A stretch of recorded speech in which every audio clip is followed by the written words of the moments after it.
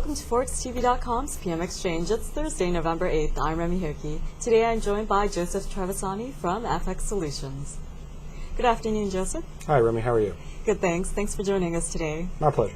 Well, at the end of today's session, Euro-dollar is hovering at around $1.4670. So before we discuss Bernanke's comments and the ECB and BOE rate decisions today, if you could give us your next level of resistance for Euro-dollar.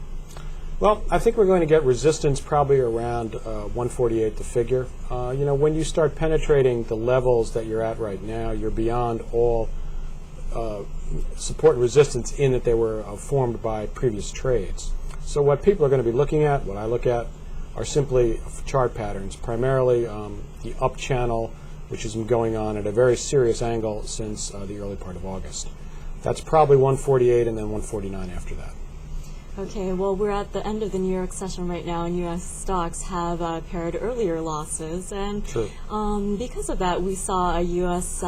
dollar against the yen and euro-yen bounce back. But if you could give us your forecast for the U.S. dollar against the yen and euro in the short term. Well, in the short term, we have an interesting situation. There is a very powerful uptrend in the channels, downtrend in the dollar-yen. It's basically the same trend. It is poised against what are some very strong, I feel, technical reasons and also desires on the market side to take profits. It becomes very risky, especially when you go into the end of the week and you have such an extended run like this. So you have a real interplay back and forth here between people who still want to join, people who still think that this is a moving trend and going to continue, which for the medium term I would say it probably is. But there are some powerful profit-taking motives involved. Both of them, I would say, would run us at least 100 or 150 points, potentially back to the other side. So up for dollar yen and down for the euro dollar. Well, let's take a step back and look at the New York session as well as the London session. We had the ECB and BOE stay on hold. Briefly, if you could give us your take on Trichet's comments today. Mr. Trichet had an interesting comment today. I don't think it was picked up by much, but he referred to the current inflation situation in Europe as a bump. I guess you could say a bulge. I don't know what the translation was. That implies, of course, a downside. That means it will end at some point. That means sometime in the near future there's going to be a lower rate than the 2.6 that was recorded last time in the HICP number. If that's the case, and he's certainly saying that that's what it implies, then you have a scenario perhaps for a reason to lower rates. Whether this is he's trying to predict something that will happen, I certainly can't say.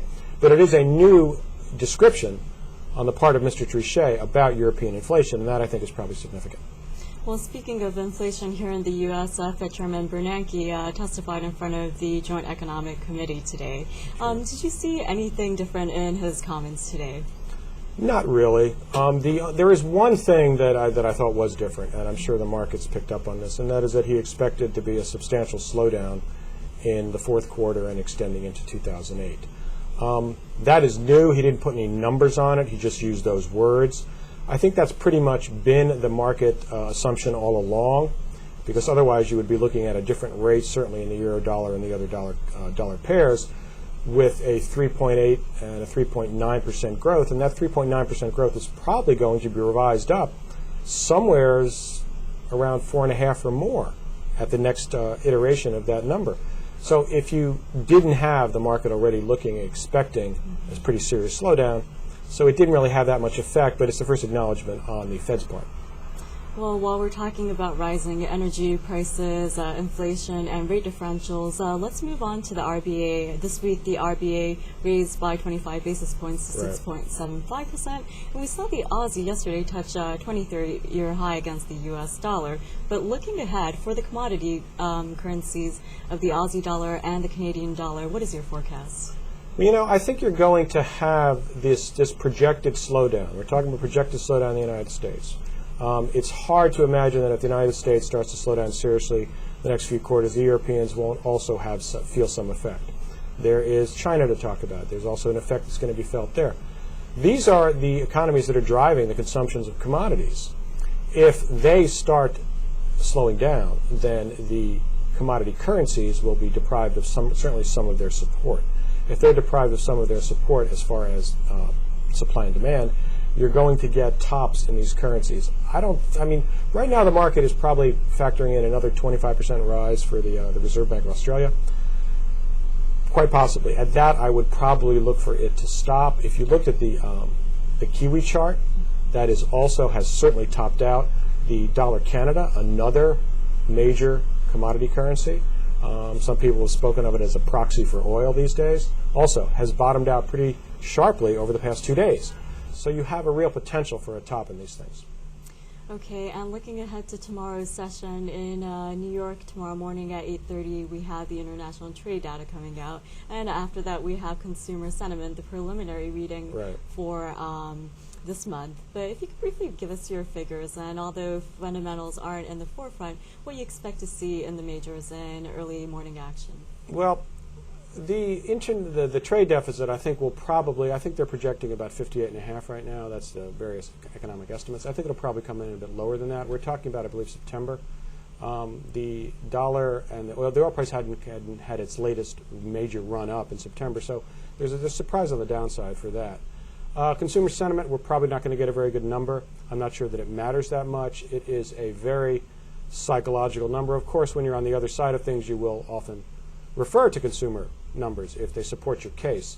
What is going to be more important, I feel, certainly next week, is going to be the retail sales numbers that come out. Because as in the difference between what Mr. Trichet and Mr. Bernanke say and what their banks do, you can get the same type of disparity between what consumers may say, which of course is a reflection of their psychological state, which is also a reflection of the coverage in the media, which has been rather incessant and not particularly good, and what they actually spend. I think we're probably going to get better retail sale numbers, and I think they'll be more important than the consumer numbers. I actually will look for profit taking in the euro, in the dollar yen, and some of the other currencies tomorrow. I think we will probably continue our run up, although with less vehemence early next week. Okay, Joseph, thank you very much for insight and analysis, and have a great afternoon. Thank you very much.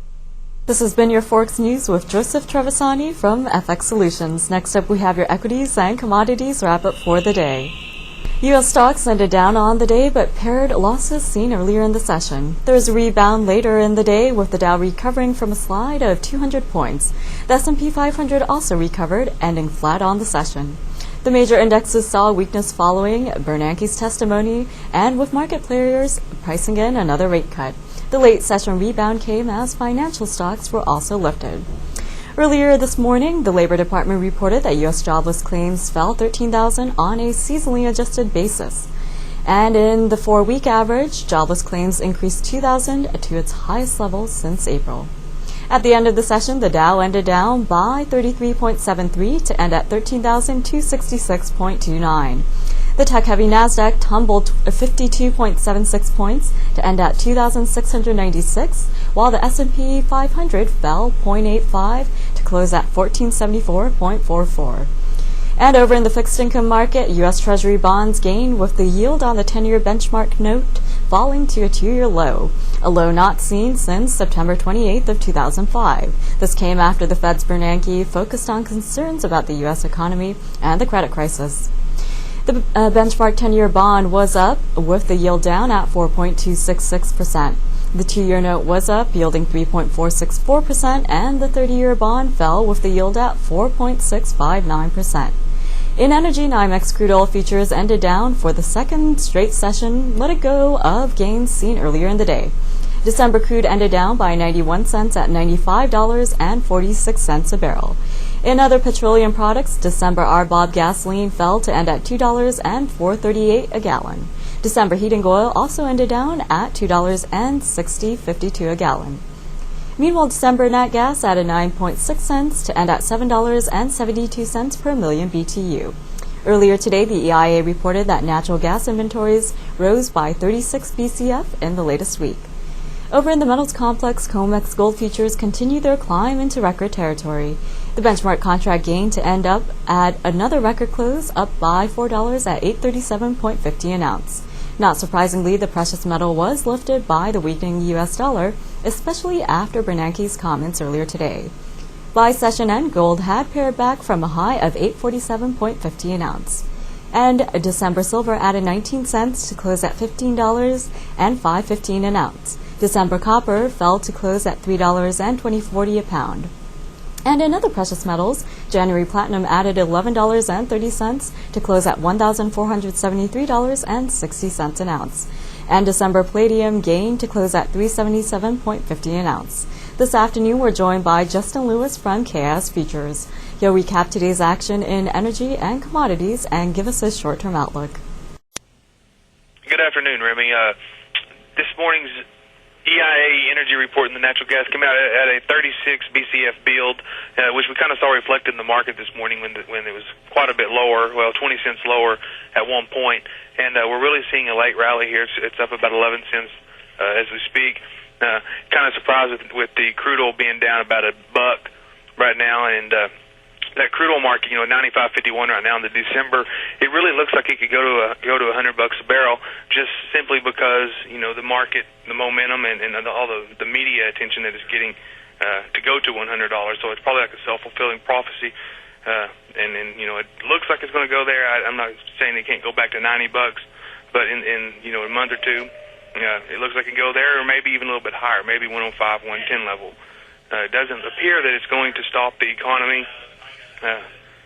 too much. I mean, everybody's still driving, and demand seems to still be increasing for the product. Looking over at the stock market today, we're down a little over 200 points. Basically, this big move is the problems everybody's seeing in the credit market. Such a widespread deal, and nobody really knows how bad it is. And as these numbers coming out are bad, it looks like it could be worse for another quarter or two. And that's when we'll really know. So this stock market may be in trouble for a while. Looking at some of the grains, this morning's sales report in the wheat was the lowest it's been all year. Really disappointing number at 14,000. They're looking for somewhere around 450 average, and so that was quite a bit less than we saw the wheat sell off, about 20 to 25 cents in the front, and a little bit less in the back months. Cattle kind of turned around today. Live cattle are up 30 to 50. After being in this trading range for a while, it looks like they may stay here. Feeders have sold off $10 from their highs over the past month, and they had a little bit of rally today. Corn market and soybean markets were both good throughout the day. Corn closed up about 5 cents, and soybeans up 2 to 3. Looking at some of the metals, gold and silver, they've both been on a strong rally, rallying significantly over the past few weeks, basically based on the U.S. dollar being down so much. I've heard a lot of talk about people actually beginning to buy the dollar because they say the best time to buy it is when nobody else wants it. Eventually, those people will begin to want it, and then push the thing back up a little bit. Maybe not significantly, maybe back to that 77, 78 level. But with that, everything was kind of a little bit volatile today, as always, or has been the last 2 weeks. And we look forward for another volatile day tomorrow. Back to you, Remy. That was Justin Lewis from KS Futures with his commodities commentary. And that's it for today's edition of PM Exchange. I'm Remy Hokie. Join us tomorrow morning for your latest news update right here on ForexTV.com. Have a good night.